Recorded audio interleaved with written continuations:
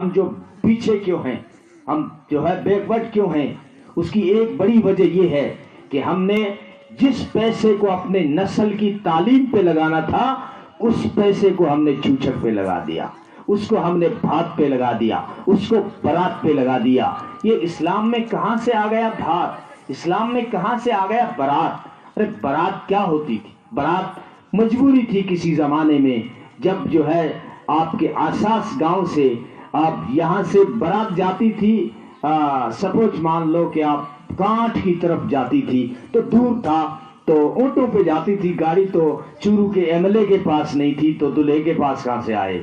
چورو کا جو M L A تھا اس کے پاس بھی جیپ نہیں تھی، یہ حال تھا۔ تو جب برات جاتی تو اونٹ پہ جاتی تھی، اور پہلے سسٹم تھا سسرال میں ایک دن رک جاتے تھے اور واپسی ہوتی تو بیچ رستے میں رات ہو جاتی تھی، اس لیے گاؤں کے 2-3 شانے آدمی ساتھ میں جاتے تھے، کیونکہ جو لڑکی ہم لا رہے ہیں اس نے زیور بھی پہن رکھے ہیں اور ہمیں کبھی بیچ میں جنگل میں بھی ٹھہرنا پڑ سکتا ہے، اس لیے بارات، رات کے ساتھی۔ بارات کس کو کہتے ہیں؟ رات پورا لفظ ہے، رات کے ساتھی۔ رات کے ساتھی کون ہوتے تھے؟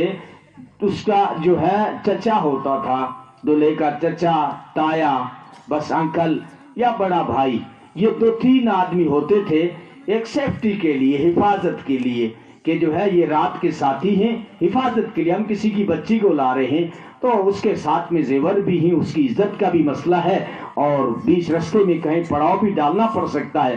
اس زمانے کے اعتبار سے 2-3 آدمی جاتے تھے، لیکن اس کو ہم نے پھر شوق بنایا، پھر اپنی مالداری دکھائی، پھر گاڑی کے پیچھے گاڑی لگائی، پھر گاڑی کی لائن بنائی اور پھر گاڑیوں کی قطاریں لگائی اور پھر اس پہ فخر کیا اور بغیر دعوت کے جا کے کسی کے گھر پہ اٹیک کر دیا، بغیر دعوت کے گیا۔ حالانکہ راجستھان میں یہ کہاوت آپ نے بار بار سنی ہوگی کہ جو بلانے پر آئے وہ مہمان ہے، جو بن بلائے آئے وہ شیطان ہے۔